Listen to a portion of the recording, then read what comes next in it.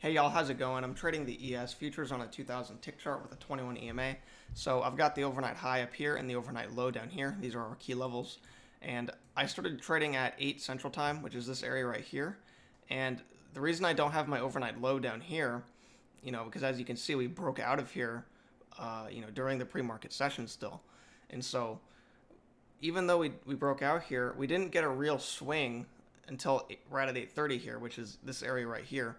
And so it's kind of just too borderline. Whenever this happens, whenever it's borderline on a different level with the overnight low, I'll just kind of keep tabs on both levels. We were clearly forming some support here anyway. And so I kind of just wanted to see how price would react to each level. And we got these two clear legs up retesting that previous level here. And these are measured legs. And so this is very significant. And so, I really do believe that this is the best overnight low level. It's just a bit too borderline. So anyway, with these two legs up, we just had a break of this downtrend, and we just plummeted out through that overnight low. Downtrend, break. We can expect a possible second measured leg down. That's how the market moves with second entries. They happen on very big pictures. Sometimes it's a little bit harder to see until you train your eyes to see it. But, after you have that push down, you have a leg up, and then you push back down about equal distance here, and then you have these two legs up here.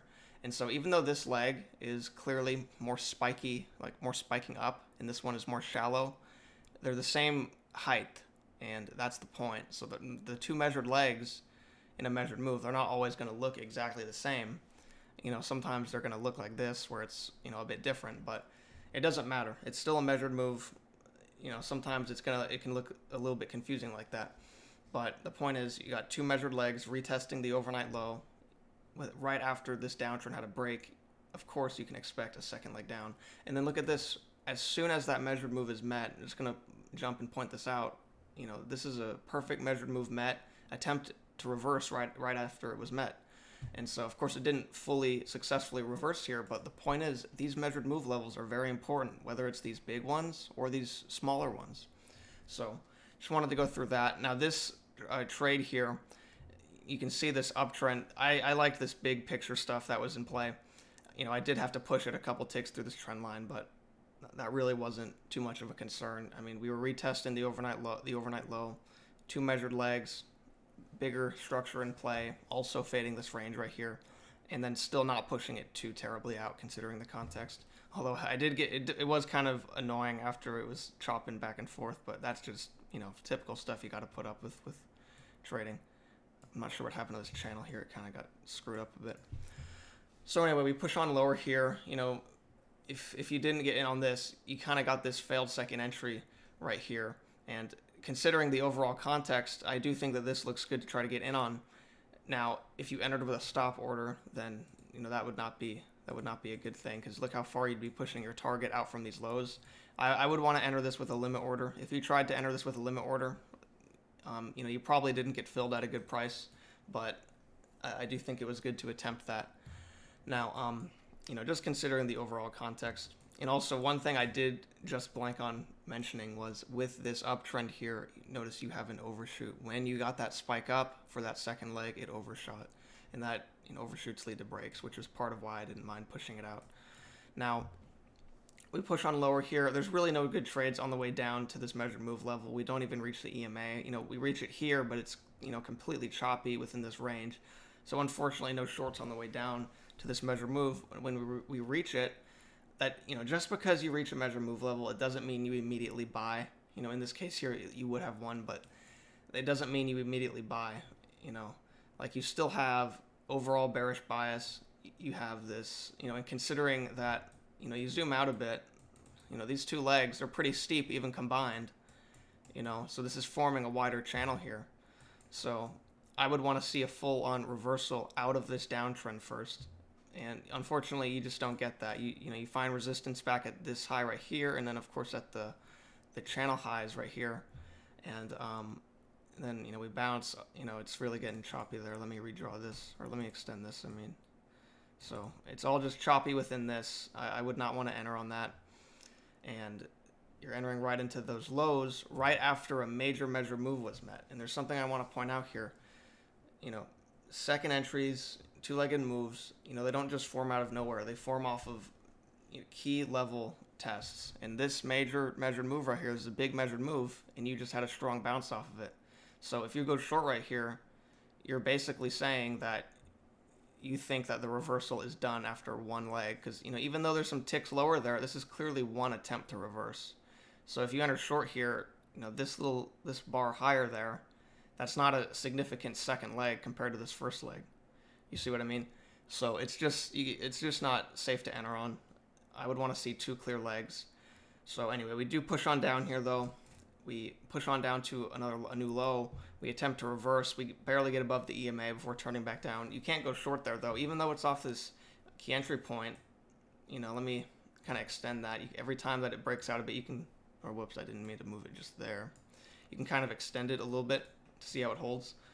And so even though it's off the key entry point, it's clearly blocked by the short-term trend line. It's really just one leg up on a bigger picture. I can see to the tick, you got this tick lower there, but with the way I trade, and I understand that you're going to miss a lot of smaller trades, but the way I trade, the targets I go for, this is just not good enough. So it does end up pushing down here. And we start going into this range here. Let me draw it to how it was at the time.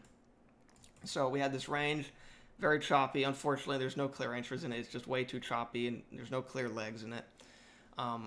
Now, we do break out here. So it's a breakout. Most breakouts fail, and then we get these two clear legs down right after. Now, price action levels get bigger as more time goes on, but I want to mention this first one here. So these two legs, we were clearly forming this downtrend, and then it held a third time and then a fourth time. We clearly have, on a bigger picture, one leg down here. Okay? And so when we break here, these two legs down are attempting a new low for this downtrend. So we have downtrend, break, first attempt lower, second attempt lower, and we've successfully made a new low. Now, I do want to mention, as you zoom out a bit, you can tell on a bigger picture, even this whole thing is one leg down. Now, we're going to get into that.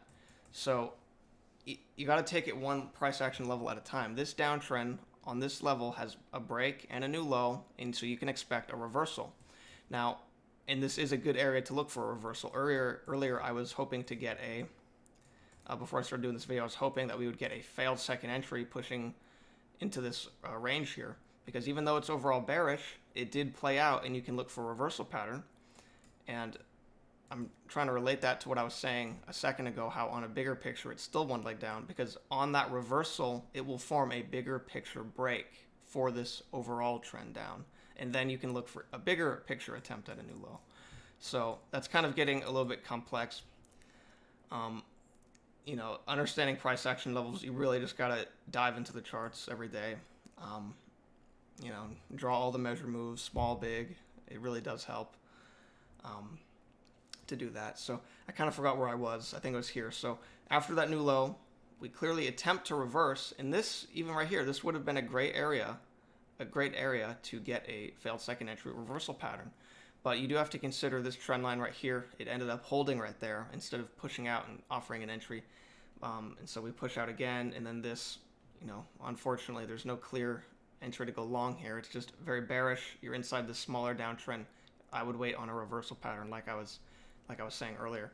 But we don't get that. We just push on out. We get this first entry long right here. Doesn't even reach the EMA. And we push it up. So unfortunately, sometimes it might not feel the best. You see a lot of movement, but you only capture a little piece of it. But that's the point, Your job isn't to capture as much, physical movement as possible. It's to control your emotions and just come out with a little piece consistently every day. Like some people can see a move like that and it'll make them feel bad all day, is that they didn't get in on it. But you're not trying to catch major moves here. You're just trying to be consistent every day. And, anyway, that's really going to do it for this video. I hope you enjoyed it. I did enjoy making it. I hope you enjoyed watching it. And, yep, I'll see you next time.